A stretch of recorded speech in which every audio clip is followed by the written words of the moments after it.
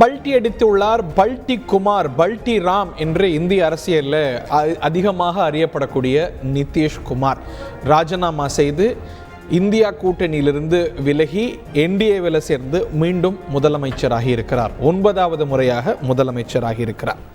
BJP அணிக்கு மேலும் ஒரு பார்ட்னர் கிடைத்திருக்கிறாங்க. கேள்வி, இது இந்தியா கூட்டணிக்கு பின்னடைவா? நிதிஷ்குமாருடைய வெளியேற்றத்தை மட்டும், வெளியே போனதை மட்டும் தனித்து பார்க்க முடியல. அடுத்தடுத்து நிறைய செட்பேக்ஸை பார்க்கின்றோம். மம்தா பானர்ஜி மேற்கு வங்கத்தில் நாங்கள் தனி, நீங்கள் தனி என்று காங்கிரஸிடம் சொல்லிவிட்டார். பஞ்சாபில் தனித்து என்று ஆம் ஆத்மி கூறியது நாம் அறிவோம். இந்த 3 கட்சிகளும் இந்தியா கூட்டணியில் சேர்ந்தது இந்த அணிக்கு ஒரு பெரிய பலமாக பார்க்கப்பட்ட நிலையில் இந்த 3 தலைவர்கள் எடுத்திருக்கக்கூடிய நிலைப்பாடு, அதிலும் நிதிஷ்குமார் வேறு அணிக்கே போய்விட்டார். இது இந்தியா கூட்டணிக்கு பின்னடைவா? இந்த ஒருங்கிணைவு சிதைவுக்கு காரணம் யார்? காரணம் என்ன? இதிலிருந்து மீண்டு விட முடியுமா? இது பெரிய ஒரு இழப்பெல்லாம் இல்லை, நாங்கள் வலுவாகத்தான் இருக்கின்றோம், எங்களால் பாஜகவை வீழ்த்த முடியும் என்று கூறுகிறது இந்தியா கூட்டணி, அதனது கட்சிகள். தமிழ்நாடு முதலமைச்சர் எல்லாரும் ஒற்றுமையாக இருக்கணும்னு தொடர்ந்து வலியுறுத்தி வருகிறார். அந்த ஒற்றுமை வெளிப்படுகிறதா அப்படிங்கிறது கேள்வி. ஆனால் அரசியலில் 1+1 2ஆக தான் இருக்கணுங்கிற அவசியம் இல்லை. நிதிஷ்குமாருடைய பல்டி யாருக்கு பலம், யாருக்கு பலவீனம்? விரிவாக வாதிக்கலாம். இந்த நிகழ்ச்சியில் நம்முடைய இணையக்கூடிய விருந்தினர்களை அன்போடு வரவேற்போம். ப்ரொஃபசர் கான்ஸ்டான்டின் ரவீந்திரன், திராவிட முன்னேற்ற கழகத்தின் முக்கிய தலைவர். டாக்டர் ஆசீர்வாதம் ஆச்சாரி, பாரதிய ஜனதா கட்சியின் செய்தி தொடர்பாளர். காங்கிரஸ் மூத்த தலைவர் திரு திருச்சி வேலுசாமி மற்றும் திரு சேலம் மணிகண்டன். அனைவருக்கும் அன்பு வணக்கம். திரு திருச்சி வேலுசாமி, இன்று நிதிஷ்குமார், நாளை யாரோ? இல்லையே, நீங்க தான் ஆரம்பத்திலே சொல்லிட்டு எங்களுக்கு வேலையே இல்லை. என்ன பல்டி குமார்னு சொன்னீங்க, திரும்பி பல்டி அடிக்க மாட்டாரு உங்களால் சொல்ல முடியுமா? நீங்க தானங்க சொன்னீங்க தொடர்ந்து பல்டி அடிக்கிறார். ஒரு 3 மாசத்துக்கு அடிக்க மாட்டாரு. ஒரு அரசியல் கணிப்பே பார்லிமெண்ட் எலெக்ஷன் வரைக்கும் அடிக்க மாட்டாருங்கிறது தான். அடிப்பாரா என்ன அப்படிங்கிற? ஏங்க அதுக்கு முன்னாடி எப்போ எங்க இந்தியாவிலேயே தமிழ்நாட்டில் தானே இந்த அதிசயம் நடந்தது. நாமினேஷன் கொடுத்து வித்ட்ராயல் பண்ண போற கடைசி நேரத்தில் ஒரு புது கூட்டணி வரலையா? அது வேற. நான் சொல்ல விரும்புவது, இதுக்கு பழைய சில சம்பவங்களை பார்த்தா தெரியுது. ஒரு வகைக்கு நல்லதுன்னு நான் சொல்லுவேன். எது? இதை போல ஒரு அரசியல் நெருக்கடி ஒரு 40 ஆண்டுகளுக்கு முன்னால் வந்துச்சு. அந்த எப்படி வந்துச்சுன்னா, அப்பெல்லாம் பத்திரிகைகளில் இங்கே இருக்க உங்களுக்கு தெரிந்தவா என்னன்னு தெரியல, ஒருவேளை கான்ஸ்டன்ட் எனக்கு தெரிஞ்சிருக்க வாய்ப்பு இருக்கு. காலையில் ஒரு கட்சியுமா, மதியம் ஒரு கட்சியுமா, மாலையில் ஒரு கட்சியுமா, அதுக்கு வடநாட்டு பத்திரிகைலாம் ஆயாராம் கயாராம் எழுதியிருந்தாங்க. இது எங்க போகுதுன்னு ஆயாராம் கயாராம் போய் எழுதியிருந்தாங்க. தயாராமா, எனக்கு ஹிந்தி தெரியாதுங்க. அந்த நேரத்தில் அதுக்கு பிரச்சனைக்கு முடிவை கொண்டு வந்து அரசியல் கட்சிகள் அல்ல, சட்டம் அல்ல. இதுக்குதான் உள்ளூர்காரங்களை வெளியே எதிர வச்சு கூடாதுங்கிறது.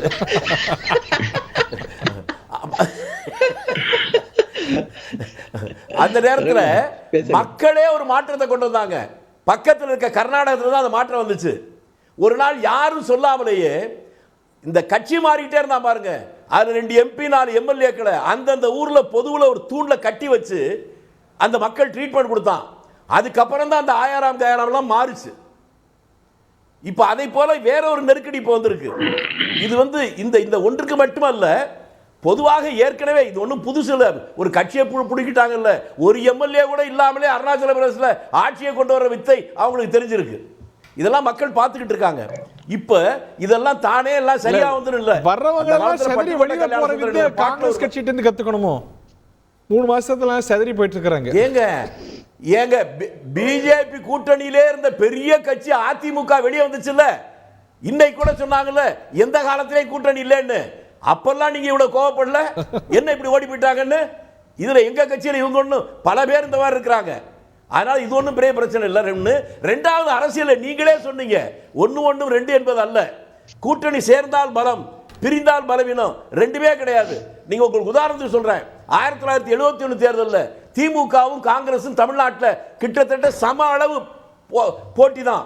மிகப்பெரிய சீட்டு வித்தியாசம் வந்தாலும் அப்ப டிஎம்கே இருந்து ஏடிஎம்கே பிரிஞ்சது. அப்ப 2 கட்சியும் பலவீனமா இருக்கணும்ல. ஆனால் 2 கட்சியுமே பலமாச்சு. எப்படி? பிரிந்தாலும் பலமாகிறது உண்டு. அதே போல சேர்ந்தாலும் தமிழ்நாட்டில் 14 கட்சி கூட்டணி வந்துச்சு. ஒவ்வொரு கட்சியும் தனியா வாங்கின ஓட்டை சேர்த்தா அந்த மொத்த ஓட்டுல இந்த 14 கட்சி சேர்ந்த போது 25% ஓட்டு கூட வாங்கல. பேச்சுல நீங்க பலம் வரும் அது கிடையாது. You can defend a very weak case, அது உங்களோட பலம், நான் மறுக்கல. பட் ஆனால் யதார்த்தத்தை பாருங்க, இந்த பட போதுமா இன்னும் கொஞ்சம் வேணுமா அப்படின்னு இவ்வளவு நாள் சொல்லிட்டு இருந்தீங்க.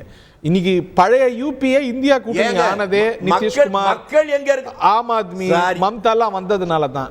என்ன இப்ப அதெல்லாம் திரும்பி போயிட்டு இருக்காங்க அப்படிங்கும் போது இது ஒரு நிச்சயமா நீங்க இன்ட்ராஸ்பெக்ட் பண்றதுக்கான எல்லா காரணமும் இருக்குதாங்க. இப்ப நான் சொல்றேன்ற இப்ப ஒண்ணும் இல்ல, மக்கள் ஓட்டு போட்டு தான் ஆட்சி மாற்றம் வரப்போதா, வெறும் தலைவர் ஓட்டு போட போறாங்களா? இப்ப காங்கிரஸ் கட்சிக்கு பலவீனமா இருக்கிற பகுதி அஸ்ஸாம், அந்த பகுதியில இருந்து வருது. நடைபெற வர்றாரா ராகுல் காந்தி? அதுக்கு எப்படிப்பட்ட கூட்டம் வருது பாத்தீங்களா?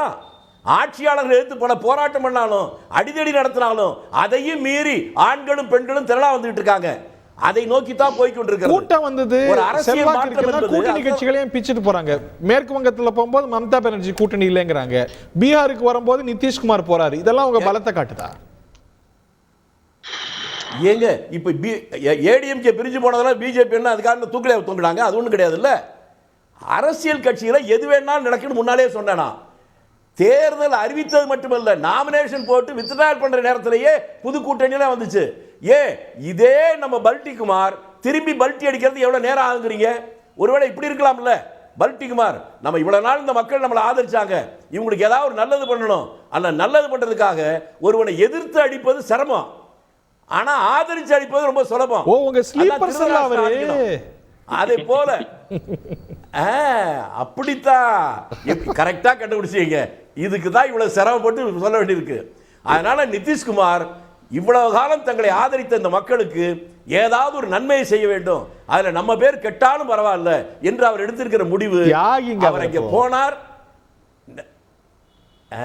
தியாகிங்க, அதுதான் நடக்க போகுது. அதான் தியாகி.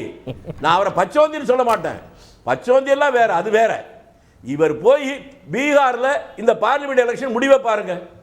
அவர் எடுத்திருக்க முடிவுக்கு அப்புறமா அங்க இருக்கிற மக்கள் என்னப்பா, வெளியில போனா மற்ற ஊர்க்காரெல்லாம் கேலி பண்ணுவான்ல. பீகார்ல இருந்து பக்கத்துல டெல்லிக்கு போனா என்னையா உங்க ஊர்ல நேத்து ஒரு கட்சி இன்னைக்கு ஒரு கட்சியான்னு கேட்டா அந்த மக்களுக்கு கோவம் வருமா இல்லையா? உங்களுக்கு வேணா பதவிக்கு மாறலாம், பொதுமக்களே அந்த முடிவுப்பட்ட 9 முறை மாறணும். மக்கள் கோச்சிட்டு இருந்தாதான் மாறி இருக்க மாட்டாரு, மாறினாலும் ஓட்டு போடுறாங்களே. அது தாங்க இப்ப நான் சொல்றேன், எல்லா நேரமும் கோச்சிட்டு இருக்க மாட்டாங்க. கர்நாடகத்தில் நடந்தது சொல்றேன், அத முதல்ல நான் சொன்னது உண்மைதான், உங்களுக்கு அது தெரிய வாய்ப்பு இல்லை. 80ல நடந்தது அது. பொதுமக்கள் அந்த எம்எல்ஏ எம்பிக்களை பொது இடத்துல கட்டி வச்சாங்க, அதுக்கப்புறம் தான் மாறுச்சு. அப்படி ஒரு நிலைமை வந்தாலும் ஆச்சரியப்பட மாட்டேன். ஜனநாயகத்தில் இப்படிப்பட்ட விபரீதமான நிலைமை நடக்கிற போது மக்கள் மத்தியிலிருந்து ஒரு மாற்றம் வந்தே தீரும். அதான் புரட்சி. அதான் நான் முன்னாடி பட்டுக்கோட்டை கல்யாண பாட்டை சொல்ல விட மாட்டீங்களே, அந்த காலத்திலே பாடிட்டான்.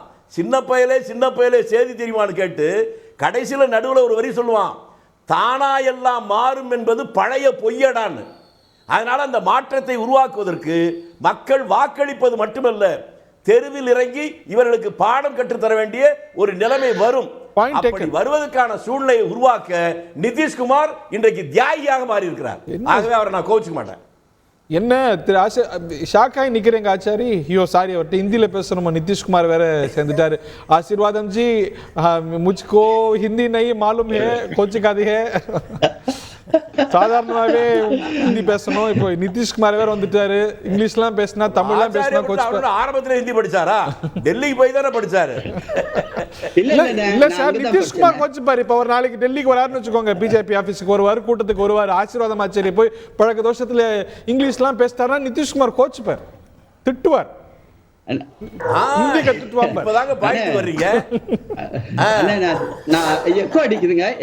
கொஞ்சம் பார்க்க சொல்லுங்க உங்க டீம். இது ஆனா நான் ஹிந்தியை வந்து திருச்சியில தான் படிச்சேன். தென்னூர்ல வந்து ஹிந்தி பிரச்சார சபா இருக்கு இல்லைங்களா, தட்சிண பாரத் ஹிந்தி பிரச்சார சபா, அங்கதான் படிச்சேன். நான் டெல்லிக்கு வரதுக்கு முன்னாடி தான் படிச்சுட்டு வந்தேன். நீங்க போய் திருச்சி அங்க ஹிந்தி பிரச்சார சபாக்கு உங்க ஊர்ல இருக்காமே.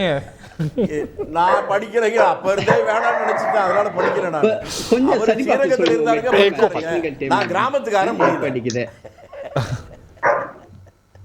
பரவாயில்ல சரி. Are you hearing us? Okay. இப்போ ஓகே. அண்ணன் வந்து ஆரம்பிக்கும் போதே சொன்னாங்க, ஒரு அதீத நம்பிக்கை வந்து அண்ணன் சொன்னாங்க, எப்போ வேணாலும் எப்படி வேணாலும் மாறலாம், அவர் ஏன் திரும்பி வரமாட்டாரா அப்புறமேட்டு சொன்னாரு குறிப்பா வந்து இது வந்து ஸ்லீப்பர் செல் அவர் அப்படின்னு. ஆனா ஒரு சின்ன கதைன்னு 18 ஜூலை 2023 அன்னைக்கு வந்து ஒரு குழந்தை பிறக்குதுன்னு. எல்லாரும் சேர்ந்து அந்த அந்த குழந்தைக்கு வந்து எல்லாரும் தாய் தகப்பன் எல்லாரும், ஒரு தாய் தகப்பன் இல்ல 23 தாய் தகப்பன் வந்து ஒன்னா சேர்ந்து ஒரு குழந்தை பிறக்கிறாங்கன்னு. அது வந்து பட்னால பிறக்குது. அந்த குழந்தைக்கு வந்து பேரு வைக்கிறதுக்கே இவங்களுக்கு கிட்டத்தட்ட ஒரு 2 மாசம் ஆகுதுன்னு. என்ன பேரு வைக்கிறது, அதுல வந்து நேஷனல்னு வரக்கூடாது, டெமோக்ராட்டிக்னு வரக்கூடாது, அது மாதிரி வந்து ஒவ்வொரு வார்த்தைகளா இவங்க போட்டு போட்டு போட்டு போட்டு அந்த பேரை வந்து ரொம்ப நாள் கழிச்சு வைக்கிறாங்க. அந்த கூட்டணி பேர் தானே INDI அலையன்ஸ் அப்படின்னு வருது. இப்போ அந்த கூட்டணி சொல்லும் போது நான் கூட நினைச்சிட்டேன் எடப்பாடி பழனிசாமி வெளியில போனாரோ அந்த அலையன்ஸ் நேஷனல் நீங்க டெமோக்ராட்டிக் நீங்க எங்க உங்களே விமர்சிக்கிறீங்களோன்னு பயந்துட்டு முடிச்சுக்கிறேன்.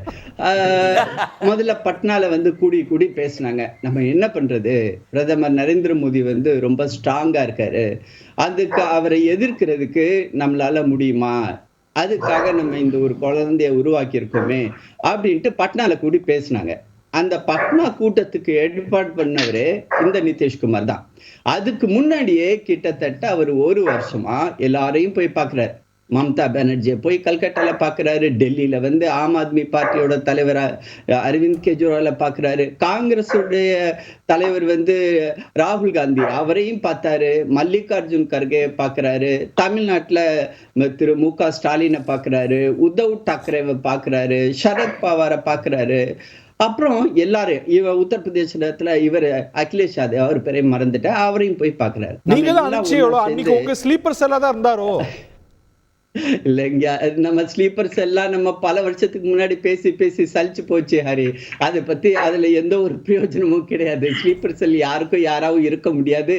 அப்படி இருந்தாலும் ஒரு சமயத்துல அது வந்து வெளிப்பட்டதா ஆகும். சோ இப்ப நான் என்ன சொல்ல வரேன்னா, இவங்க எல்லாம் சேர்ந்து சரி அடுத்தது பட்னால நம்ம கூட்டம் போட்டுவிட்டோம், நேரா வந்து நம்ம பெங்களூர்ல போய் உட்காந்து பேசுவோம் அப்படின்றாங்க. அந்த பெங்களூர்ல வந்து பேசும்போது நம்ம வந்து இது நமக்குள்ளார உள்ள பிரச்சனைகள்ல சீட் அட்ஜஸ்ட்மெண்ட்ல எல்லாம் பிரச்சனைகள் வரும்.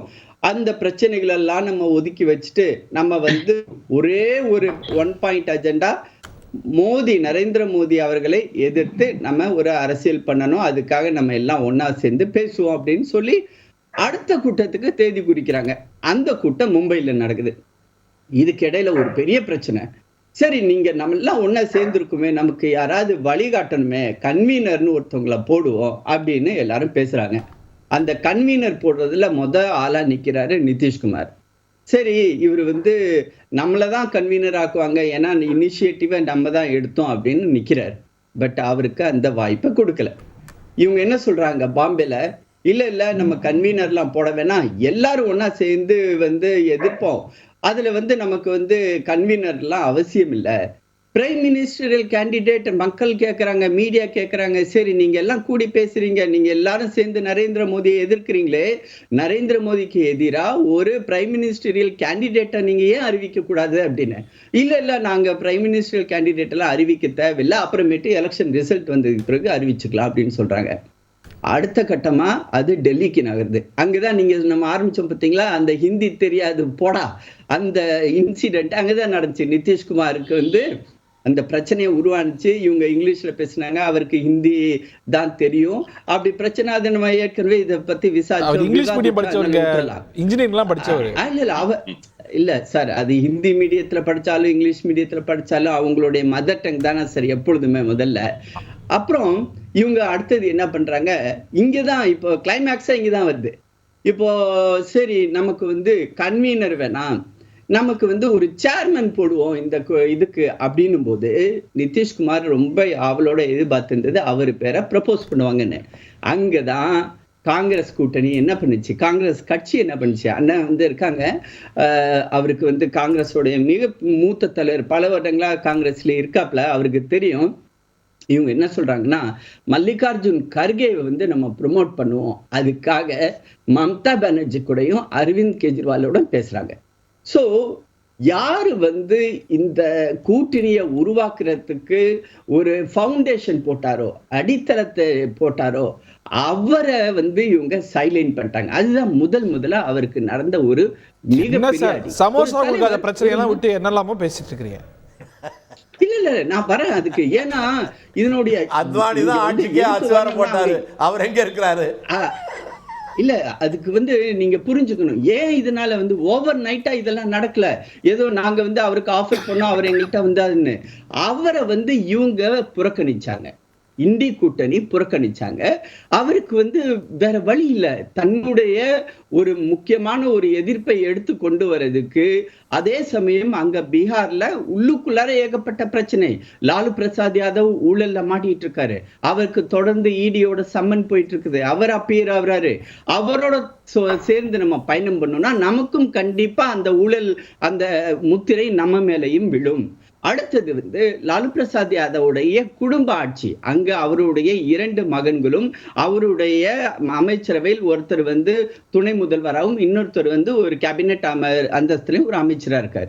இப்ப என்ன ஆகுது அப்படின்னா, இவங்க 2 பேர் மேலையும் ஏகப்பட்ட ஊழல் குற்றச்சாட்டு. அதுலயும் குறிப்பா இது ராஜஸ்வ விபாக் அப்படின்னு சொல்லுவாங்க. அந்த ராஜஸ்வ விபாக்னா இது பினான்ஸ்.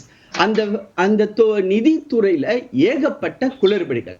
அத வந்து பார்த்துட்டு இருக்கிறாரு இவருடைய பையன், யாரு, தேஜஸ்வி யாதவ். அங்க வந்து ஊழல், ஏகப்பட்ட கம்ப்ளைண்ட்ஸ் மேல கம்ப்ளைண்ட் வந்துட்டு இருக்குது. ஆனா அவன் வந்து லாலு பிரசாத் யாதவ் கிட்ட பேசினா கூட இதெல்லாம் பார்த்துட்டு வந்திருக்கிறார் அப்படின்னு. இந்த பிரச்சனைகள்ல அவருக்கு வந்து தன்னுடைய மாநிலத்துல நல்ல ஆட்சி கொடுக்க முடியாது. இவங்களோட சேர்ந்து நம்ம பயணிச்சோம்னா நமக்கும் ஒரு பெரிய ஊழல் பெருச்சாலி அப்படின்ற ஒரு முத்திரை நம்ம மேலையும் விழும். அப்ப அவருக்கு வேற ஆல்டர்னேட்டிவ் கிடையாது. ஏன்னா அவருக்கு வந்து ஒரு பெரிய அஜெண்டா இருக்குது. அவங்களோட எலெக்ஷன் 2025 நவம்பர்ல தான் நடக்க போகுது. இன்னும் கிட்டத்தட்ட 1 வருடம் 10 மாதம் இருக்கிறது. இந்த 1 வருடம் 10 மாதத்தை நாம் எப்படி கொண்டு போய் சேர்ப்பது, மக்களிடம் திட்டங்களை கொண்டு போய் சேர்ப்பது. ஆக மொத்தம் நாட்டுக்கு நல்லது செய்யக்கூடிய ஒரே கட்சி பாரதிய ஜனதா கட்சி, நாட்டுக்கு நல்லது செய்யக்கூடிய ஒரே தலைவர் திரு நரேந்திர மோடி அவர்கள். அவரோடு கை கோர்த்தால் மட்டுமே இது செய்ய முடியும் அப்படின்ற ஒரே காரணத்துக்காக அவர் எங்களிடம் அணுகினார்.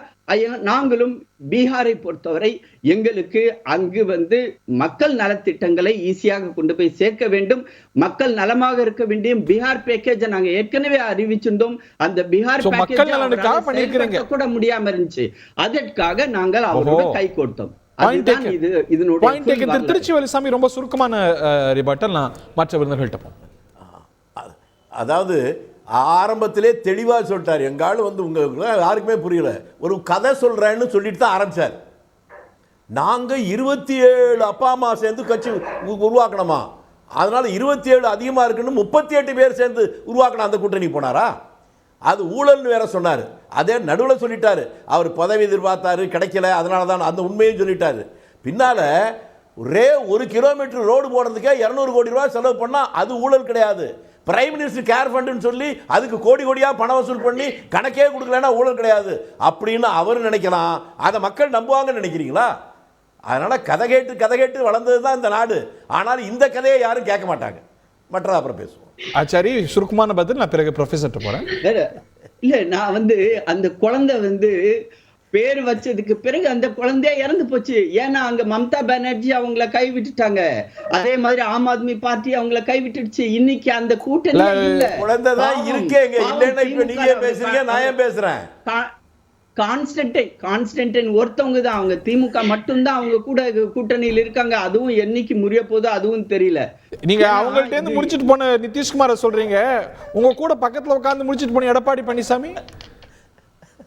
அதாவதுங்க நம்ம அதை பத்தி விரிவாவே பேசியிருக்கோம். இத பத்தி நம்ம வந்து அதிமுக கூட்டணி பாஜக கூட்டணி பத்தி எங்களோட தலைமை வந்து சொல்லும் போது இத பத்தி நம்ம ஒரு நாள் பூரா பேசுவோம். அதுக்கு நாங்க ரெடியா இருக்கிறோம். எங்களோட தலைமை சொல்லட்டும், நான் ரெடியா இருக்கேன். ஓகே, திரு ப்ரொஃபஸர்ட்ட கேட்கலாம் அப்படின்னு நினைக்கிறேன். ப்ரொஃபஸர், இனிமே இந்தி எல்லாம் பிரச்சனை எல்லாம் இல்லைன்னு நினைக்கிறேன் உங்க அணியில. எங்களுக்கு எப்பொழுதுமே இந்தி பிரச்சனை இல்லை, இந்தி திணிப்பு தானே பிரச்சனை. என்ன இப்போ சகோதரர் நம்ம ஆச்சாரி சொல்லல, நான் திருச்சியில தான் படிச்சேன் ஹிந்தி பிரச்சார சபாலன்னு. அப்படி எங்களுக்கு ஹிந்தி பிரச்சனை இருந்ததுன்னா அவர் இங்க படிக்க முடியாதுல்ல. சரி, அதனால எங்களுக்கு எந்த மொழியும் பிரச்சனை இல்லை. டெல்லியில தான் பிரச்சனையா இருந்துச்சு. இந்தியா கூட்டணி கூட்டத்துல எல்லாம் ஹிந்தி பேசுங்க, ஹிந்தி கத்துட்டு வாங்க அப்படின்னாரு. நீங்களும் கூட்டணி தர்மத்துக்காக அதெல்லாம் பொறுத்துக்கிட்டீங்க. இன்னைக்கு அந்த பிரச்சனை வெளில போயிடுச்சு. எங்களுக்கு பிரச்சனை பண்ணா ரொம்ப நாள் இருக்க முடியாது, அவ்வளவுதான். யாரா இருந்தா ஒரு லைட் நோட் ஹியூமர் லைட். இப்போ எங்களுக்கு இப்போ இவரு பீகார்ல வந்து சகோதரர் நிதிஷ்குமார் அவர் ஒரு டாலஸ்ட் லீடர். அதுல வந்து சோசியல் ஜஸ்டிஸ்க்காக ஜேபியோட நின்ன மனிதர். அதனால அவர் மேல அந்த மரியாதை இருக்கு, நான் மறுக்கல. ஆனா தொடர்ந்து அவர் இத மாதிரி பண்ணுகிற போது அவருக்கான பொலிட்டிக்கல் இன்டெகிரிட்டி அண்ட் கிரெடிபிலிட்டி அது ஒரு லீடருக்கு ரொம்ப அவசியம். அதாவது ஒரு நம்பகத்தன்மை இருக்கணும். இந்த தலைவனை நம்பி நம்ம வாக்களிக்கணும், இல்ல இந்த தலைவன் வந்து நமக்கு நம்பிக்கைக்கு அந்த நம்பகத்தன்மை இருக்கணும். இன்னொன்னு அரசியலில் சீர்மை அல்லது நெறிமை அது இருக்கணும். இந்த இரண்டையும் காலில் போட்டு மிதித்திருக்கிறார் சகோதரர். ஒரு முறை இல்ல சார், 7 முறை 6 முறையா கணக்கு கூட ஞாபகம் இல்ல சரியா. ஒருத்தர் ஒரு கணக்கு சொல்றாங்க மாறி இவ்வளவு பல்ட்டி அடிச்சப்புறமா அவருக்கு ஒரு 16% ஓட்டு வருது இல்ல. அதாவது அதுதான் நான் சொல்ல வந்தேன். இப்போ அவர் இப்ப அடிச்சிருக்கிற பல்ட்டி அப்படிங்கிறது ஒரு வருஷத்துக்குள்ள அடிக்க ஆரம்பிச்சிட்டாரு. ஒரு வருஷத்துக்குள்ள 3 முறை மாறுறாரு. அவர் இது அடிராராமான்ற மாதிரி அடிச்சிருக்காரு. அப்ப அது மக்களுக்கு ஒரு இரிட்டேஷனை தரும் அப்படிங்கிறது யதார்த்தம். ஒரு தேர்தலுக்கு தேர்தல் அணி மாறுறாரு அப்படின்னா அது வந்து ஒரு ஜனநாயகத்துல ஏற்றுக்கொள்ளப்படும். ஆனா ஒரு வருடத்துக்குள்ள இப்ப அவர் வந்து 5 வருடத்திற்குள் 3 முறை முதலமைச்சர் ஆகிறார். அவர் ஒரு சந்தர்ப்பவாதிங்கிறதுல கிட்டத்தட்ட யாருமே மாறுபடல. பிஜேபியில கூட அந்த டிஃபென்ஸுக்கு வரல. ஆனா இந்தியா கூட்டணியில அது ஒரு கிரீனர் பாஸ்டரா இருந்தா, இங்க ஜெயிக்க முடியுங்கிற நம்பிக்கையா இருந்தா, அந்த சந்தர்ப்பவாதி கூட அங்கதானே இருப்பார்.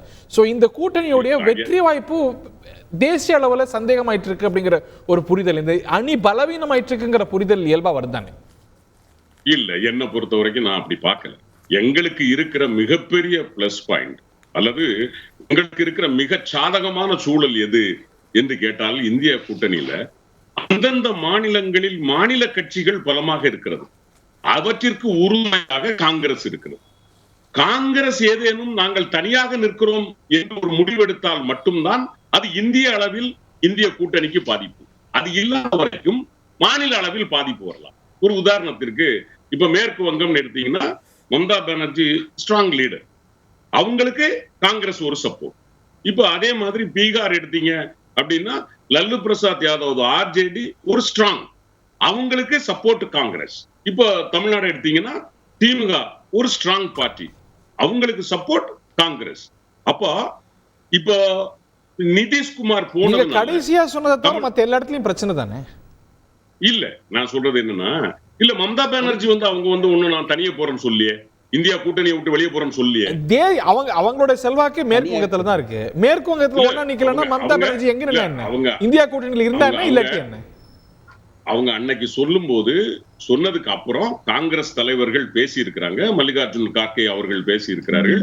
ஜெயராம் ரமேஷ் அவர்கள் மிக தெளிவாக சொல்லி இருக்கிறார், மம்தா பானர்ஜி தான் இதனுடைய ஒரு தூண் மாதிரி, அவர்கள் இல்லாமல் நாங்கள் இந்த இந்திய கூட்டணியை நினைச்சு பார்க்கல, நாங்க பேசுறோம் சொல்லியிருக்காங்க. சார் மம்தா பானர்ஜி மேற்கு வங்கத்துல பயன்படலன்னா வேற எங்க பயன்படுவாங்க இந்த கூட்டணிக்கு? தமிழ்நாட்டிலயா, கர்நாடகாலயா? மேற்கு வங்கத்துல இந்த நிலவரப்படி அவர் தனியாங்கிற மாதிரி கேண்டிடேட் அறிவிச்சிருக்கிறாரா? இல்ல, மாற்றம் இல்லைன்றாங்க. 3 முறை சொல்லிட்டாங்க. இல்லங்க மாற்றம் இல்ல, வேணா ராகுல் வேணா பாக்குறனே தவிர நாங்க தனிச்சு நின்னு அப்படிங்கறதெல்லாம் மாற்றம் இல்லைன்ட்டாங்க மம்தா பானர்ஜி. அப்ப இந்த கூட்டணிக்கு மேற்கு வங்கத்துல என்ன பயன்? பஞ்சாப்ல ஆம் ஆத்மி காங்கிரஸும் சேர்ந்தா பெரும்பலம். அதுல காங்கிரஸ் இல்ல நான் தனிச்சு ஆம் ஆத்மி சொன்னதுக்கு அப்புறம் இந்த கூட்டணிக்கு என்ன பலம்? இதெல்லாம் சேர்ந்து தானே அந்த கூட்டணி. இத நீங்க முடிவுன்னு எடுத்துட்டீங்க அப்படின்னா, இந்த ஜனநாயகத்தில் வந்து அதுதான் அண்ணன் வேலுச்சாமி முதல்ல சொன்னார், தேர்தலினுடைய கடைசி நாள் வரைக்கும் கூட அணிகள் மாறக்கூடிய சூழல் தான் ஜனநாயகத்தில் உண்டு. எனவே எங்களுக்கு நம்பிக்கை இருக்கிறது. இன்னொன்னு, நீங்க இப்ப நிதிஷ்குமார் மாறுறாருன்னு வச்சுக்கோங்களேன். நிதிஷ்குமார் மாறினா உடனே இப்ப தமிழ்நாட்டுல இருக்கிறவங்க எல்லாம் ஆகா இந்தியா கூட்டணியில் நிதிஷ்குமார் இல்லை, எனவே நாங்கள் பிஜேபிக்கு ஓட்டு போட்டுருவோம். யாராவது ஓட்டு போடுவாங்க பிஜேபிக்கு? தமிழ்நாட்டுல இல்ல அந்த பிரச்சனை நீங்க தமிழ்நாட்டுல இல்ல, பீகார்ல முழுசா பேசுறேன். ஒரு 2 நிமிஷம் கண்டினியூஸா என்ன விட்டுருங்க, நான் முடிச்சிடுறேன், அப்புறம் நீங்க. அதாவது இப்ப அவர் பீகார்ல அவருக்கான சூழல், அதை தாண்டி அவருடைய இம்பாக்ட் மேற்கு வங்கத்துல உத்தரப்பிரதேசத்துல கூட கிடையாது, பீகார்ல மட்டும்தான் அவருக்கான இம்பாக்ட். அவரை நம்பி தமிழ்நாட்டுல யாரும் வாக்களிக்க போறதில்லை, மேற்கு வங்கத்துல யாரும் வாக்களிக்க போறதில்லை, அல்லது உத்தரப்பிரதேசத்துல யாரும் வாக்களிக்க போறதில்லை. அப்போ தேசிய அளவில் ஒரு இம்பாக்ட் இல்லை. ரைட். இப்போ பீகார்ல அவருடைய இம்பாக்ட் என்ன, அது பார்க்கணும் அப்படின்னா நம்ம ஒரு கடந்த தேர்தலினுடைய ஒரு இதை எடுத்து பார்க்கும்போது அவங்க ஆர்ஜேடி 75 சீட்டு வாங்கியிருக்காங்க, 23.5% வாக்கு. பிஜேபி 74 வாங்கியிருக்காங்க, 19.8%. ஜேடியு 43 சீட்டு வாங்கியிருக்காங்க, 15.7. இந்திய தேசிய காங்கிரஸ் 19 சீட்டு, 9.6. சிபிஐஎம்எல் 12, 3.2. சரியா? இப்போ இதுல பிஜேபியும் ஜேடியும் இப்ப சேர்ந்தா எத்தனை பெர்சன்டேஜ்? 35.5%. இப்போ காங்கிரஸ் அதோட ஆர்ஜேடி பிளஸ் சிபிஎம் சேர்ந்தா 36.3%. போன எலெக்ஷன்ல 37-39 சீட் வாங்கி இருக்காங்க சார். கன்வர்ட்டபிலிட்டி பிஜேபிக்கும் ஜேடியுக்கும் இருக்கு அப்படிங்கும்போது ப்ரூவன் ரெக்கார்ட்ல. அதத்தான் நான் சொல்ல வரேன். அவங்க சேர்ந்து நின்னாங்க, நாங்க பிரிஞ்சு நின்னோம். ரைட். அத நீங்க மனசுல வச்சுக்கணும். இந்திய தேசிய காங்கிரஸ் தனியா நிக்குது, ஆர்ஜேடி தனியா நிக்குது, மார்க்சிஸ்ட் சிபிஎம்எல் தனியா நிக்குது. தனியா நிக்கும் போது அவங்களுக்கு கன்வர்ட்டபிலிட்டின்னு இல்ல, ஐ சே இட் இஸ் அரித்மெட்டிக். அப்போ அந்த அரித்மெட்டிக் அடிப்படையில பார்த்தால் இன்னைக்கு நாங்க 36.6%, 36.3%, அவங்க 35.4%. அப்போ 1% நாங்க இன்னைக்கு நிலவரப்படி எங்க கூட்டணி லீடுல இருக்கா இல்லையா? ரைட். நான் இத கூட 40 நாங்க ஜெயிக்கிறோம் சொல்ல, 20 ஜெயிக்கிறோம்னு வச்சுக்கோங்க. மொத்தம் 40 தொகுதி, 20 அவங்க ஜெயிக்கிட்டோம், வேண்டாம் சொல்ல, 20 நாங்க ஜெயிக்கிறோம். இன்னைக்கு இருக்கிற சூழ்நிலையில 20 தொகுதி நாங்க. அதே மாதிரி உத்தரப்பிரதேசத்துல காங்கிரசும் சமாஜ்வாதி பார்ட்டியும் சேர்ந்தா 17 தொகுதிகளில் லீட் அடிக்கிறது அரித்மெட்டிக். அப்போ மொத்தம் 37 தொகுதி இந்த 2 ஸ்டேட்ல பிஜேபியிடம் இருந்து காட்டப்படுகிறது. இப்போ ஒரே ஒரு கேள்விதான் ஹரி, நான் கேட்கிற கேள்விக்கு நேர்மையா பதில் சொல்லுங்க. ஆசீர்வாதம். நீங்க வச்சிருக்கிற 303 அதுல 37 நாங்க காலி பண்றோம். காலி பண்ணா உங்க கையில இன்னைக்கு 266னா பிஜேபி தனிச்சு ஆட்சி அடங்கிக்க முடியாது. எனவே இந்திய கூட்டணியினுடைய இந்த 2 மாநில தேர்தலையே நாங்கள் முதல் வெற்றியை பெற்றிருக்கிறோம். பிஜேபி தனித்து ஆட்சி அமைக்க முடியாது. திரு ஆச்சாரி பதில் சொல்லுங்க, நான் பிறகு இடைவேளைக்கு பிறகு மணிகண்டன் நிறைய கேள்வி. என்னுடைய பதில் என்னன்னா ரொம்ப சுருக்கமாகவே சொல்கிறேன். அதாவது கான்ஸ்டன்டைன், பேராசிரியர் கான்ஸ்டன்டைன் சொன்னது எல்லாமே அரித்மெட்டிக்ஸ், மேத்தமெட்டிக்ஸ். ஆனா 2014க்கு பிறகு இங்க மேத்தமெட்டிக்ஸ் ஒர்க் ஆகல இந்தியால. ஏன்னா ஒவ்வொரு லோக்சபா எலெக்ஷன்லயும் நீங்க பாத்தீங்கன்னா நரேந்திர மோடி அவர்களுடைய கெமிஸ்ட்ரி தான் ஒர்க் ஆகிட்டு இருக்குது.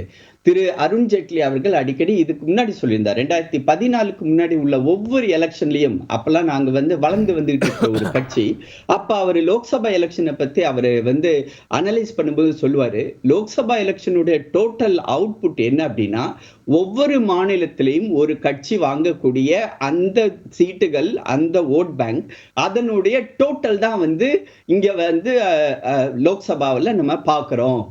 ஆக மொத்தம் நம்மளுடைய இண்டிபெண்டா ஒவ்வொரு ஸ்டேட்டா நம்ம போய் அதை அனலைஸ் பண்ணி அதை டோட்டல் பண்ணணும் அப்படின்னு அவரே சொல்லிட்டு இருப்பாரு. ஆனா 2014க்கு பிறகு இது மாறிடுச்சு. நான் கான்ஸ்டன்டைன் சார் சொன்னதுல அரித்மெட்டிக்ஸ் பார்ட்ல நான் விவாதம் பண்ண விரும்பல. ஏன்னா 2014க்கு பிறகு தலைகீழா மாறிடுச்சு. இந்த நீங்க அரித்மெட்டிக்ஸ் படி பாத்தீங்கன்னா கூட, அதே நான் கெமிஸ்ட்ரியில கூட சொல்லல, நான் அரித்மெட்டிக்ஸ்ல பார்த்தனா கூட போன 2019 லோக்சபா எலெக்ஷன்ல பிஜேபிக்கு 24% வாக்கு வங்கி, 17 சீட்டுகள். ஜேடியுக்கு 22% வாக்கு வங்கி, 16 சீட்டுகள். 40 சீட்டுகள்ல 39 சீட்டு. இடையில அவர் ராம்விலாஸ் பாஸ்வான் அவருடைய கட்சியுடைய எல்லா சீட்டுகளும் எங்களுக்கு வந்துச்சு. அப்ப இந்த இடத்துல நீங்க எப்படி அரித்மெட்டிக்ஸை ஃபிக்ஸ் பண்ணுவீங்க? ஏன்னா ஒவ்வொரு எலெக்ஷன்லயும் கெமிஸ்ட்ரி மாறிக்கிட்டே வருது.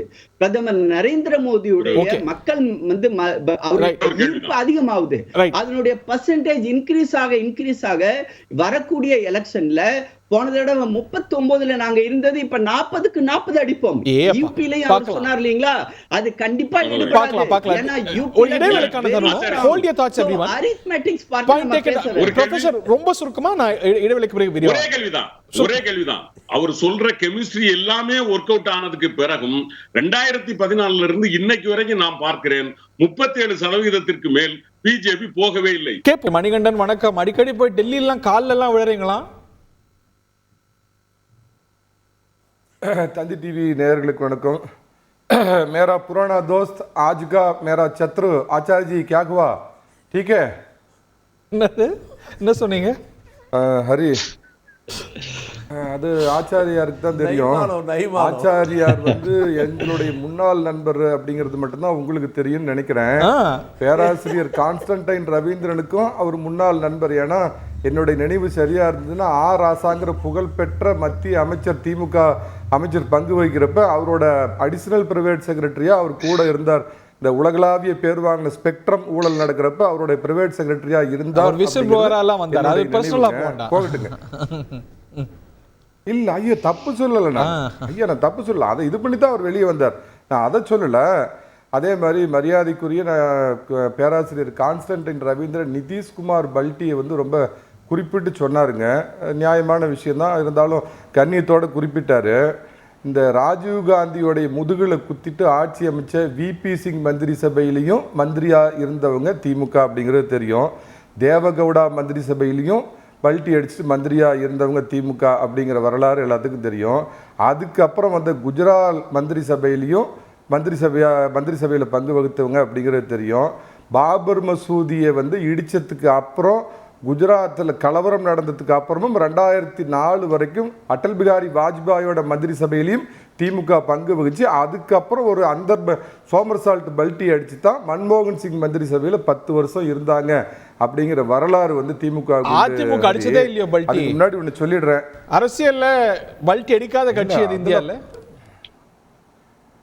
அதில் பார்த்தீங்கன்னா அதிமுக போர்டுங்க, திமுக அதில் பிஹெச்டி பண்ணவங்க, அது வேற விஷயங்க. அதே மாதிரி திருச்சி வேலுசாமி என்னை பார்த்தா அது எனக்கு உண்மையாலுமே பிடிச்சிருக்குதுங்க. கும்மு குத்து குமார குத்தெல்லாம் வாங்கிட்டு கூட புன்னகை அரசரின் பொன்னகை கூடம் பாலு ஜுவல்லர்ஸ் ஓனர் மாதிரி சிரிப்பு மாறாமல் இன்னைக்கு உட்காந்துருக்கிறாரு பாருங்க. அங்கே ஒருத்தர் இன்னைக்கு பிசியே பிடுங்கிட்டாரு, ஆனால் பாருங்க சிரிப்பு மாறாத அழகாக உட்காந்துட்டு இருக்காரு. ஆயாராம் காயாராம்லாம் சொன்னார். அண்ணே உங்கள் காங்கிரஸுக்கு எதிராக குதிரை பேரம் அப்படின்னு ஒன்று சொல்லுவாங்களா, அதே வடநாட்டு பத்திரிக்கை, அதை மறந்து போயிட்டீங்களா? அதாவது சந்திரசேகருக்கு எப்படி ஆதரவு கொடுத்தீங்க, அப்புறம் எப்படி தேவிலாலை வச்சு இவரை விபி சிங்கை கமுத்திங்க, அதுக்கப்புறம் தேவகவுடாவுக்கு எப்படி ஆதரவு கொடுத்தீங்க, போலீஸ்காரன் எங்கள் வீட்டில் வந்து வேவு பார்த்தான்னு அவங்க இதை எப்படி கமுத்திங்க, குஜராத்தில் எப்படி கமுத்துனீங்க அப்படிங்கிற வரலாறுலாம் உங்களுக்கு உண்டு. அதெல்லாம் போகட்டும், நான் விஷயத்துக்கு வரேன். ஒரு நீங்க கேட்ட சொல்றேன், வேண்டும் மோடி வேண்டும் மோடி வேண்டும் மோடி வேண்டும் மோடி நிதிஷ்குமார் பாத்தீங்கன்னா நீங்களா வேண்டும் மோடி வேண்டும் மோடி இல்ல நிதிஷ்குமார் தான் நீங்களும் மாற போறீங்களா? நிதிஷே மாறிட்டாரு. இல்லைங்க நான் சொல்லிடுறேங்க. ஆமா ஏன் நமக்கே வம்பு, அதனால திரும்ப ஒரு அழுத்தம் திருத்தமா எல்லாருக்கும் அதிலேயே விடுற மாதிரி சொல்றேன். வேண்டும் மோடி வேண்டும் மோடி, அதுல எங்களுக்கு சந்தேகமே இல்லைங்க. மாதிரி ஆமா வேண்டும், அவசரப்பட்டு முடிவுக்கு வந்துடாதீங்க. வேண்டும் நீரவ் மோடி, வேண்டும் லலித் மோடி, எங்களுக்கு வேண்டாம் நரேந்திர மோடி, வேண்டாம் கார்கே டாடி. யாரும் கூட்டணிக்கு வரலன்னு லலித் மோடி நீரவ் மோடி எல்லாம் கூப்பிட்டு போறீங்களா? நாங்க எதுக்கு அதை கூட்டிட்டு வாங்க இந்தியாவுக்குங்கிறோம். ஐயா நீங்க சொன்னீங்களே ஒரு காலத்துல உறுதிமொழி கொடுத்தீங்களா, அந்த மாதிரி அவங்க எல்லாம் இந்தியாவுக்கு கூட்டிட்டு வாங்க அப்படின்னு நாங்க சொல்றோங்க. ரெண்டாவது மரியாதைக்குரிய ஆச்சாரி எங்களுடைய என்ன இன்னைக்கு துஷ்மனா இருந்தாலும் எங்களுடைய சத்ருவா இருந்தாலும் சில பாயிண்ட்ஸ் நான் அவருக்காக சொல்லலாம்னு நினைக்கிறேன். ஏன்னா நான் ஒரு கட்சியோடைய சார்பாளராக இருந்தாலும் அந்த கட்சியோடைய அஃபீஷியல் ஸ்போக்ஸ் பர்சன் இல்லைங்கிறதுல சொல்றேங்க. அதாவது பார்த்தீங்கன்னா வட மாநிலங்களில் இன்னைக்கு நிதிஷ்குமார் கிட்டத்தட்ட பார்த்தீங்கன்னா அந்த கூட்டணியை விட்டு இண்டி கூட்டணி, டாட்டு கூட்டணி, டவுட்டு கூட்டணியை விட்டு வெளியேறினப்ப அதுக்கு பேர் வச்சப்பயே நான் சொன்னேன் நீங்கள் உருப்பிட மாட்டீங்க. ஏன்னா ஒரு காலத்தில் இந்தியா ஒளிர்கிறதுன்னு பாஜக சொல்லிச்சு, பாஜக ஒளிரல. இந்தியா பேரை அரசியல் கட்சிக்கு வைக்காதீங்க அப்படின்னு நான் டெல்லியிலேருந்து சொன்னேன். இவங்கெல்லாம் ரைஸ் பாத் சாப்பிட்டுட்டு பெங்களூரில் பேர் வச்சப்பயே சொன்னேன், பேர் வச்சிங்களா சோறு வச்சிங்களான்னு கேட்டேன். அதே மாதிரி ஆயிடுச்சு. அந்த கூட்டணியோட மூளையாக இருந்த நிதிஷ்குமார் இன்னைக்கு வெளியேறினதுங்கிறது பார்த்தீங்கன்னா கிட்டத்தட்ட பார்த்தீங்கன்னா பிரெயின் டெட் வெஜிடபிள் மாதிரி ஆயிடுச்சு அந்த டாட் கூட்டணி, டவுட் கூட்டணிங்க. அதே மாதிரி நிதிஷ்குமார் அவர் வந்து பல பல்ட்டி அடிச்சிருந்தாலும் அவர் மேலே இன்னைக்கு வரைக்கும் ஊழல் குற்றச்சாட்டு அப்படிங்கிறதுக்கு அப்பாற்பட்டவருங்கிற அடிப்படையில் அவருக்கு ஒரு நல்ல பேர் உண்டு. அது பிஜேபிக்கு ஒரு கிரெடிட்டாக தான் இருக்குங்க. பீகாரில் வந்து அவர் சார்ந்த 3% குர்மி இனத்தினர் இருக்கிறாங்க. அந்த ஓட்டு அவங்களுக்கு ஒரு கூடுதலாக இந்த பிஜேபி கூட்டணிக்கு அமையறதுக்கு வாய்ப்பு உண்டு. இது எல்லாத்தோட பார்த்தீங்கன்னா ஒரு முக்கியமான விஷயம் சொல்கிறேன், அது பேராசிரியரே அது தெரிஞ்சுக்குவார்னு நினைக்கிறேன், தெரிஞ்சிருக்குன்னு நினைக்கிறேன்.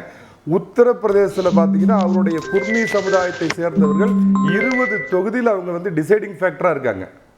20 தொகுதியில் குர்மி இனத்தவர் டிசைடிங் ஃபேக்டராக இருக்கிறாங்க.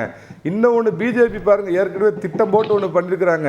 மத்திய பிரதேசத்தில் வந்து மோகன் யாதவ் அவரை சம்மந்தம் இல்லாமல் முதலமைச்சர் ஆக்கியிருக்கிறாங்க. ஸோ யாதவ் ஓட்டையும் வாங்கணும், குர்மி இனத்தவர்கள் பெரும்பகுதியாக இருக்கக்கூடிய உத்தரப்பிரதேசத்திலையும் அந்த ஓட்டை வாங்கணும் அப்படிங்கிறதுக்காக இந்த அரசியல் காய் நகரத்தில் பண்ணியிருக்காங்க. அதனால் அவங்களுக்கு அது வலுவாகத்தான் இருக்கும். அதே மாதிரி பீகாரில் இப்போ டெப்டி சிஎம் போட்டிருக்காங்க பார்த்தீங்களா, அதுலேயும் அவங்க அந்த சோசியல் இன்ஜினியரிங்கிற அடிப்படையில் அவங்க சில வேலைகள் பண்ணியிருக்கிறது பாஜகவிற்கு அந்த கூடுதல் பலம் தான் தரும். இந்த இந்தியா கூட்டணிங்கிறது எப்போ நிதிஷ்குமார் அதை விட்டு வெளியேறினாரோ அந்த நிமிஷத்துலேயே அது பிரெயின் டெட் வெஜிடபிள் ஆகி போச்சு. அநேகமாக உறுப்பு தானம் பண்ணுங்க, புண்ணியமாவது கிடைக்கும். அதே மாதிரி ஹரி, இன்னொரு முக்கியமான உங்களுக்கு ஒரு விஷயம் சொல்கிறேங்க. நான் பேராசிரியருக்கு குறிப்பாக அந்த விஷயத்தை சொல்ல விரும்புகிறேன். எழுதி வச்சுக்கங்க, நம்ம கூட்டணிக்கு வருவார் அப்படின்னு சொல்லி ஏற்கனவே வந்து மாநாட்டில் வந்து பெரிய கட் அவுட்லாம் வச்சப்ப அவர் இப்போ வைகோ என்ன பண்ணார்னா வண்டியை நேராக பாய்ஸ் கார்டனுக்கு விட்டார். பழம் நழுவி பாலில் விழுவது போலன்னு கலைஞர் காத்திருந்தப்ப பார்த்தீங்கன்னா அவர் விஜயகாந்த் வந்து மக்கள் நல கூட்டணி தனி ரூட்டில் போன மாதிரி. என்னான்னு கேட்டிங்கன்னா, இங்கே அவங்க 10 சீட்டே கொடுக்குறாங்கன்னு வச்சுக்கோங்க. காங்கிரஸுக்கு 10 சீட் திமுக கொடுக்குறாங்கனாலும் இவங்க சொன்னாங்கள மாட்டு மூத்திர மாநிலங்கள், அந்த மாநிலங்களில் என்ன ஆகுன்னு கேட்டிங்கன்னா 250 சீட்டில் காங்கிரஸோட நிலைமை என்ன ஆகும்? சனாதானத்தை அழிப்போம் அப்படின்னாங்க. இந்து மதம் எய்ட்ஸை விட மோசமானதுன்னு ராசா சொன்னார். மாட்டு மூத்திர மாநிலங்கள் இவங்களே சொல்லியிருக்கிறாங்க. ஊபி பீகார்காரன் கக்கூஸ் கழுவ தான் லாய்க்குன்னு சொல்லியிருக்கிறாங்க. நாய்க்கறி சாப்பிடும் நாகாலாந்து இப்படி சொன்ன திமுகவை சுமந்து கொண்டு மாட்டு மூத்திர மாநிலங்களில் காங்கிரஸ் போய் ஓட்டு கேட்டா அவங்க நிலைமை என்ன ஆகும்? அதை நல்லா யோசனை பண்ணி பாருங்க. நரேந்திர மோடி பிச்சு உதறுவார் அங்கிருந்து. ஜம்மு காஷ்மீர்ல ஆரம்பிச்சு தெலுங்கானா வரைக்கும் பேசுறப்ப நீங்க எழுதி வச்சுக்கங்க, நிச்சயமாக இந்த கூட்டணியில் திமுகவை காங்கிரஸ் வெளியேற்றும், அல்ல காங்கிரஸ் அந்த கூட்டணியிலிருந்து வெளியே வரும். நீங்க ஒண்ணு கேட்டீங்க, அதாவது வந்து எடப்பாடி என்ன அப்படின்லாம் கேட்டீங்க. அதாவது ஒன்று சொல்லிடுங்க, பண்டி சஞ்சய் அப்படின்னு ஒரு தலைவர் இருந்தார் தெலுங்கானாவில். தினமும் காலையில் மோடிக்கிட்டு பேசுவார், மத்தியானம் அமித்ஷாட்டு பேசக்கூடிய அளவுக்கு பலமான தலைவர். அவரை வந்து மாற்றினாங்க. அதை விட அண்ணாமலை பெரிய தலைவரில் பண்டி சஞ்சயை மாற்றி கெட்டார்கள், அண்ணாமலையை மாற்றாமல் கெட்டார்கள். அவருக்கு என்னங்க, ஏங்க இங்கே வந்து ஜல்லிக்கட்டு நடந்துகிட்டு இருக்குது, தேர்தல் ஜல்லிக்கட்டு. அவர் கிட்டிப்புள்ள விளையாடுற அண்டர் 19 பிளேயருங்க. அவரு அண்டர் 19 பிளேயருக்கு எங்களை பத்தி என்ன? யாரு போய் பிஎல் சந்தோஷ் காலில் விழுந்தாங்க, யாரு போய் அமித்ஷா காலில் விழுந்து அண்ணா என்னை தூக்கிறாதீங்கன்னா, என்னை மாத்திராதீங்கன்னா எனக்கு மானம் போயிடும் அப்படின்னு கேட்டாங்க. அப்படிங்கிறது அரசியல் தெரிஞ்சவங்களுக்கு எல்லாத்துக்குமே தெரியும். அவரை பத்தி எங்களுக்கு அவசியம் இல்லை. அவர் பேசிருக்காரு டெல்லியில காலில் விழுந்து. ஒரு நிமிஷம், மாநில தலைவர் என்ன சொல்லிருக்காருன்னா, உங்க மாநில தலைவர் சொன்னது டெல்லியில போய் காலில் விழுந்தது பாத்தீங்களா? டெல்லியில போய் அதிமுக தலைவர் காலில் விழுந்தது பாத்தீங்களா? நான் ஆசீர்வாதம் ப்ளீஸ் அளவிட்டுட்டேன். ஆசீர்வாதம் ப்ளீஸ் லிசன். ஆசீர்வாதம் ப்ளீஸ் லிசன் டு மீ. பேசிட்டு இருக்கிறேன். ஹரி நீங்க கட்டுப்படுத்துங்க. இருங்க சார், முடிச்சிருங்க. நீங்களே பேசுங்க. அதிமுக தலைவர்கள் இருங்க சார். பர்சனலா போனீங்க. எத்தனை தடவை சார் திருப்பி பேசுவீங்க சார்? என்ன பேச விடுங்க சார். தயவு செய்து ஹரி, அதோட நான் நிறுத்திக்கிறேன். பர்சனலா நீங்க போகாதீங்க. தயவு செய்து ஹரி, அவரை நிறுத்த சொல்லுங்க. ஒரு தடவை it is your responsibility to control him. Please. பர்சனலா போங்க. வார்த்தைகளை கவனமா. மலையாளம், உருது, கன்னடம், தெலுங்கு எல்லாத்துலயும் சொல்லிட்டு விடுங்க ஐயா. ஒரு நிமிஷம் நான் சொல்றேங்க. அதிமுக தலைவர்கள் போய் டெல்லியில காலில் விழுந்து உங்க அண்ணாமலை பார்த்தாரா? நீங்க சொன்னது பர்சனல் டாக் இல்லையா? நான் சொன்ன மட்டும் தான் பர்சனல் டாக்கா? என்ன உங்க நியாயம்? உங்களுக்கு வந்த தக்காளி சட்னி, எங்களுக்கு வந்த ரத்தமா? என்ன சார் உங்க நியாயம்? அண்ணாமலை அதிமுக தலைவர்கள் காலில் விழுந்ததை பார்த்தாரா? அவரை பத்திரிகையாளர்களை கேவலப்படுத்தி பேசுறது, ஒரு அரசியல் தலைவர் முதல்ல பண்பு வேணுங்க. பத்திரிகையாளரை பத்தி கேவலப்படுத்தி பேசுறது, பத்திரிகையாளர்களை வேற சீன்றது, இதான் ஒரு அரசியல் தலைவர், ஒரு ஐபிஎஸ் படிச்சவருக்கு இதான் அழகா? நீங்க இவ்வளவு இதை வச்சு அவர் வந்து ஒரு அபிஷியல் ஸ்போக்ஸ் பர்சன் இல்ல, அதனால நான் அவருக்கு வந்து ரியாக்ட் பண்ண முடியல. இதே சமயம் ஒரு அபிஷியல் ஸ்போக்ஸ் பர்சன் இருந்து அவர் பேசினார்னா, இல்ல இல்ல சார், எங்களுக்கு பதிலா பத்தி எல்லாம் எங்களுக்கு எந்த கவலையும் கிடையாது சார். எங்களுடைய தலைவர் அண்ணாமலை அவர்களை பத்தி நீங்க ஒரு வார்த்தை எதிர இன்னொரு தடவை பேசுறீங்கன்னு வச்சுக்கோங்களேன், நான் அதுக்கப்புறம் நான் பேச வேண்டி வரும். ஆனா நீங்க வந்து அபிஷியல் ஸ்போக்ஸ் பர்சனா இருந்தா நான் பேசுறேன், மத்தவங்களுக்கு எல்லாம் நான் பதில் சொல்ல வேண்டிய அவசியம் இல்ல. யாரையாவது நோட்டீஸ் கொண்டு வந்து வச்சு பேசுவாங்க தந்தி டிவில, அதுக்கு நான் பதில் சொல்லணும்னு அவசியம் இல்ல. நீங்க அதிமுகவோட அபிஷியல் ஸ்போக்ஸ் பர்சனா வந்து பேசுங்க, நான் பேசுறேன், அதுக்கு பதில் சொல்றேன். நாங்க யாருக்கு பேசுறது பயப்படுறது இல்ல, எங்களுடைய கடமை. நான் என்னுடைய கட்சியை ரெப்ரசன்ட் பண்றேன், பாரதிய ஜனதா கட்சியை ரெப்ரசன்ட் பண்றேன், திரு அண்ணாமலை ரெப்ரசன்ட் பண்றேன். அதனால சொல்றேன் உங்களுக்கு be within your limits, be within your limits. உங்களுடைய கணக்குல தயவு செய்து அண்ணாமலையே ஒரு unofficial don't ask him to be within his limits. Okay, let's be civil. Okay, Trichy Hindi, English, Telugu, Kannadam, Marathi, Tulu எல்லாம் எனக்கும் பேச தெரியும். இல்ல நாக்கு அடக்கணும் அல்லங்க பின்ன இங்க பயங்கர வேதனை உண்டாகும், துஷ்மணப்பட தூர எறியும். மனசுலாய ஆசீர்வாதம் இல்ல கொஞ்சம் சிவிலா வச்சு பண்ணி வேண்டாம். திருச்சி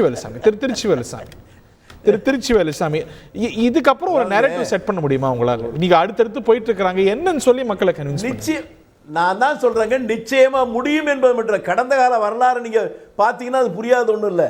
ஒரு தேர்தலில் பூத் ஏஜென்ட்டே இல்லை, கவுண்டிங் ஏஜென்ட்ல பாதி பேர் கூட இல்லை.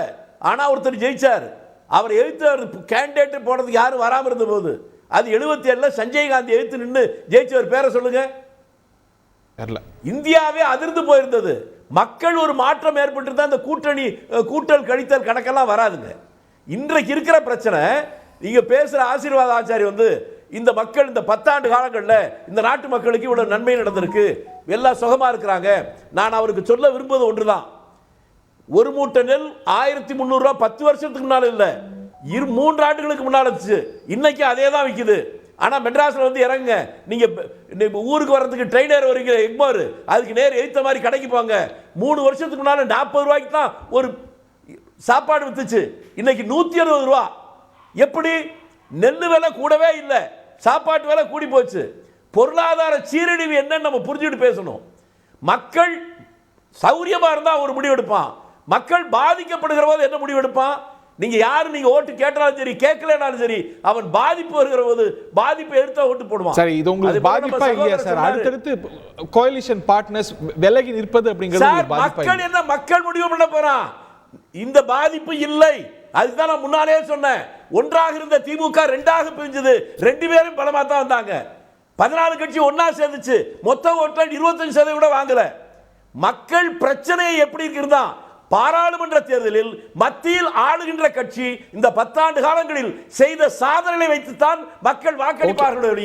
யார் யாரோட சேர்ந்தா யார் யார் கூட சேரல அதை வச்சு அணிகள் அமைக்க வேண்டியது இந்தியா கூட்டணி பெரிய கூட்டணின்னு அதை ப்ரொஜெக்ட் பண்ண வேண்டிய அவசியமே இல்லையே. இதெல்லாம் ரொம்ப சாமர்த்தியமாக பேசுவதாக நினைத்துக்கொண்டு இந்த விவாதம் வந்து நான் முன்னாலே சொன்னதுக்கு அப்புறம் இந்த கேள்வி தேவையில்லை. அணிகள் சேர்ப்பது என்பது வேறு, ஆனால் வாக்களிக்கிற போது மக்கள் அணிகளுக்காக மட்டுமே வாக்களிப்பதல்ல. 10 ஆண்டு காலங்கள் ஆண்டு ஆட்சி என்ன, அவர் திரும்பி ஆசீர்வாதாச்சாரியன் சொன்னாரு, கெமிஸ்ட்ரி ஒர்க் அவுட் ஆகுது, கெமிஸ்ட்ரி ஒர்க் அவுட் ஆகுது. ஹிட்லருக்கு கெமிஸ்ட்ரி தான் ஒர்க் அவுட் ஆச்சு, ராஜபக்சேக்கு கெமிஸ்ட்ரி தான் ஒர்க் அவுட் ஆச்சு. அதே கெமிஸ்ட்ரி அப்புறம் பிசிக்ஸ் ஆச்சு இல்ல, அதை நம்ம பார்க்கணும். ஓகே, அது போல வரலாற்று சில தவறுகள் வந்துடக்கூடாது. நம்ம சேர நண்பர் அவர் சொன்னாரு, காங்கிரஸ் அந்த ஆட்சியை கவுத்துச்சு, சந்திரசேகர் ஆட்சியை கவுத்துச்சு. அவர் தெரியல வரலாறு.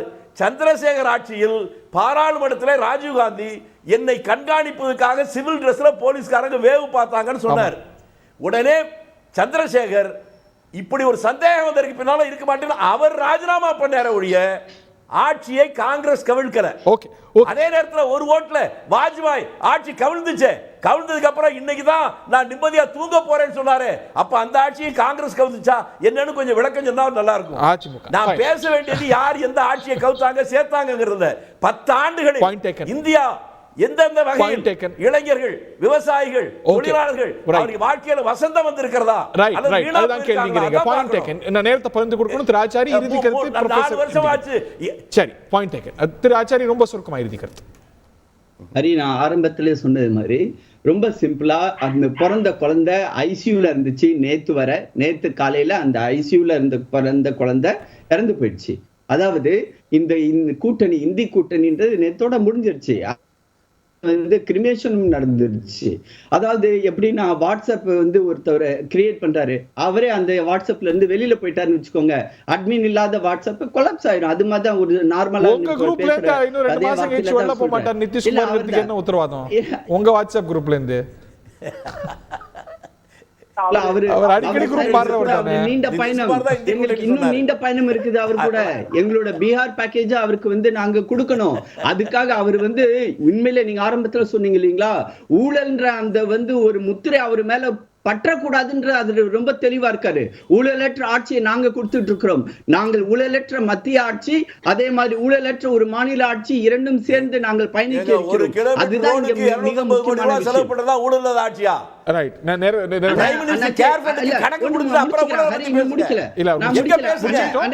அதாவது நீங்க சிஎன்டேஜி ரிப்போர்ட்ட பத்தி பேசுறதா இருந்தா நம்ம விரிவா பேசுவோம். நம்ம பேசுவோம். பட் அதாவது போற போக்குல நீங்க வந்து சொல்லிட்டு போறதுல கிடையவே கிடையாது. அடுத்ததாக Hari, I am real no just I am concluding. I am really pained today. நான் வந்து ஒரு ஒரு அதிகாரப்பூர்வமான ஒரு செய்தி தொடர்பாளர் அதிமுக கூட்டு கொண்டு வந்து வச்சிருந்து நீங்க வந்து இந்த கேள்வியை நீங்க புட் பண்ணியிருந்தாலோ, அவர் அதுக்கு ரியாக்ட் பண்ணியிருந்தாலோ நான் கண்டிப்பா பதில் சொல்லுவேன். ஆனா யாரையோ கூட்டி கொண்டு வந்து வழக்கறிஞர்ன்ற ஒரு பொறுவில உட்கார வச்சுக்குவீங்க. எங்களுடைய தலைவர் அண்ணாமலை பத்தி தப்பா பேசுவீங்க, அவரை பத்தி வந்து பொதுவெளியில நீங்க பேசுவீங்க. அப்ப நான் கேட்டுக்கிட்டு இருக்கணுமா? நான் பாஜகவுடைய அதிகாரப்பூர்வமான செய்தி தொடர்பாளரை நான் இங்க உட்கார்ந்து இருக்கேன். பட் அந்த பதில் சொல்றதுக்கும் யாருக்கிட்ட பதில் சொல்லணும்னு இருக்குது. யாராவது வந்து உட்கார்ந்து பேசிட்டு இருந்தீங்கன்னா அடுத்த தடவை நீங்க யாரையாவது கூப்பிடும் போது சரியான ஆளை கூப்பிட்டு வச்சு பேசுங்க. காத்து வாக்குல பேசுறது, பேப்பர்ல வந்து பார்த்தது படிச்சதை பேசுறது, இதுக்கெல்லாம் நாங்க பதில் சொல்ல வேண்டிய அவசியம் கிடையாது. பதில் சொல்றது உங்க உரிமை. பட் ஜனநாயக நாட்டில் எல்லாருக்கும் கருத்து சொல்ல உரிமையும் இருக்கு. கருத்து யாருக்கு சொல்லணும் அதையும் முக்கியம். நீங்க யாருக்கு பதில் சொல்றது, பதில் சொல்லாதது நீங்க முடிவு எடுக்கலாம், அது உங்க உரிமை. பட் நீங்க அத வந்து இத புட் பண்ண வச்சது உங்களுடைய தப்பு. as an anchor you have failed today. I respect your views. உங்களுக்கு உங்க கிரீவியன்ஸ் எடுத்துக்கிறேன். பட் ஒரு எந்த ஒரு சிட்டிசனுக்கும் இந்த நாட்டில் கருத்து சொல்ல உரிமை இருக்கு, இன்க்ளூடிங் மிஸ்டர் மணிகண்டன். பட் அவருக்கு பதில் சொல்றதும் பதில் சொல்லாதும் உங்களுக்கான உரிமை இருக்கு. I also respect that. Thiru Constantine, உங்களுடைய இறுதி கருத்து. அதாவது இந்திரா காந்தி அம்மையாரோட கூட்டணியில எதிர்த்து நாங்க நின்னோம் என்றாலும் கருத்து மாறுபாடு வருகிற போது நாங்கள் கருத்து மாறுபட்டு நின்று மக்களிடம் ஆதரவு கேட்டு நாங்கள் வந்துடும். ஆனால் ஜனதா தளம் மேலே ஆட்சிக்கு வந்து விட்டது, ஜனதா கட்சி ஆட்சிக்கு வந்து விட்டது என்பதற்காக இந்திரா காந்தி அம்மையாருக்கு செய்த துரோகம், அடித்த பல்டி, இங்கே அவர் தேர்தலிலே நிற்கிற போது எம்ஜிஆர் அடித்த பல்ட்டியில் இருந்து ஆரம்பித்து ஒரு டீ கடையில ஒரு டீ பார்ட்டியில வாஜ்பாய் அரசை கவுத்த வரைக்கும் அடிச்ச பல்ட்டியை பூரா என்னால பக்கம் பக்கமா சொல்ல முடியும். இந்த வடிவேல் ஒரு படத்துல சொல்லுவானே, இருந்த இடத்திலிருந்தே கட்சி மாறுகிற திராணி எனக்கு தான் உண்டுன்னு, அத மாதிரி இருந்த இடத்துல இருந்தே பல்ட்டி அடிச்ச ஒரு எம்ஜிஆர்ங்கிறது வரலாறு இருக்கு. ஆனா என்ன இது விவாதம் அது அல்ல. நான் பேச வேண்டியது நிறைய இருக்கிறது. எம்ஜிஆர் அடித்த பல்ட்டிகளை வரிசையாக என்னால் சொல்ல முடியும். ஜெயலலிதா அம்மையார் அடிக்காத பல்ட்டியா? வாஜ்பாயை பார்க்க போறதுக்கு முன்னாடி என்ன சொன்னீங்க? அத்வானியை வந்து பார்த்ததுக்கு பிறகு என்ன சொன்னீங்க? நான் மோடியை பார்க்கறதுக்கு முன்னாடி என்ன சொன்னீங்க? மோடியை பார்த்ததுக்கு பிறகு என்ன பேசுனீங்க? எத்தனை பல்ட்டி? அந்த பல்ட்டி மட்டும் இல்ல, நின்ன இடத்துல இருந்து அடிச்ச பல்ட்டி அத்தனை இருக்கு. இன்னும் அசிங்கமான பல்ட்டி எல்லாம் இருக்கு. நான் பேச விரும்பல. எனக்கு வந்து இன்னைக்கு விவாதம் நாட்டு மக்களுக்கு நிதிஷ்குமார் போனதுனால இந்தியா கூட்டணி பாதிப்பு ஏற்படுமா என்றால் 100க்கு 100 பாதிப்பு ஏற்படாது. இவ்வளவு நம்பகத்தன்மை இல்லாத ஒரு தலைவனை சேர்த்து கொண்ட காரணத்தினால் மக்கள் பாரதிய ஜனதா கட்சியின் மீதுதான் கோபத்திற்கு வருவார்களே தவிர ஒரு காலத்திலும் அவர்கள் இந்தியா கூட்டணியின் மீது அவர்களுக்கு கோபம் வருவதற்கான வாய்ப்பே கிடையாது. எனவே நான் சொல்லுகிறேன், உறுதியாக எங்களினுடைய கூட்டணி வெற்றி பெறும். இன்னும் வேகமாக இந்த கூட்டணி முன்னெடுத்து செல்லப்படும். மாண்புமிகு முதலமைச்சர் தளபதி மு.க. ஸ்டாலின் அவர்கள் சொன்னதை போல எத்தனை கருத்து வேறுபாடுகள் இருந்தாலும் அத்தனையும் பேசி தீர்த்து இந்த 2024 பாரதிய ஜனதா கட்சியினுடைய ஆட்சிக்கு முடிவு கட்டுவது உறுதி என்பதில் எங்களுக்கு மாற்றுக்கிறது. பார்ப்போம். Let's wait and see. அரசியல் ஒன்று ரெண்டு இல்லை. இன்னைக்கு அரசியல் பல்ட்டி அப்படின்னா பல கட்சிகள் இந்தியாவில் வந்து எல்லா கட்சிகளும் நிலைப்பாடுகளை மாற்றிட்டு இருக்கிறாங்க. அதை மக்கள் வெவ்வேறு கட்டத்தில் வெவ்வேறு மாதிரி பார்த்துருக்குறாங்க. நிதிஷ்குமார் எப்படி பார்க்க போறாங்க? ஒன்றும் 2ஆக போகுதா, இல்லை 0ஆக போகுதா, இல்லை 10ஆக போகுதா, இதெல்லாம் தெரியக்கூடிய காலம் என்பது நெருங்கி கொண்டே இருக்கிறது. இது இந்தியா கூட்டணியுடைய முறையில் பாதிக்குமா? அது வீறுகொண்டு எழ தடைக்கற்கள் இருக்கிறதா, இல்லை அது வந்து தோண்டு படுக்க போகுதா, இதெல்லாம் வரக்கூடிய நாட்கள் நமக்கு உணர்த்தும். இந்த ஒற்றுமை மேலோங்க போகுதா, சிதைய போகுதா, எந்தெந்த அணிகளில் என்னென்ன மாற்றம் நடக்க போகுது, வரக்கூடிய நாட்கள் சுவாரஸ்யமானவை. நிகழ்ச்சியில் பங்குகொண்ட பார்த்த நேயர்கள் அனைவருக்கும் வணக்கம்.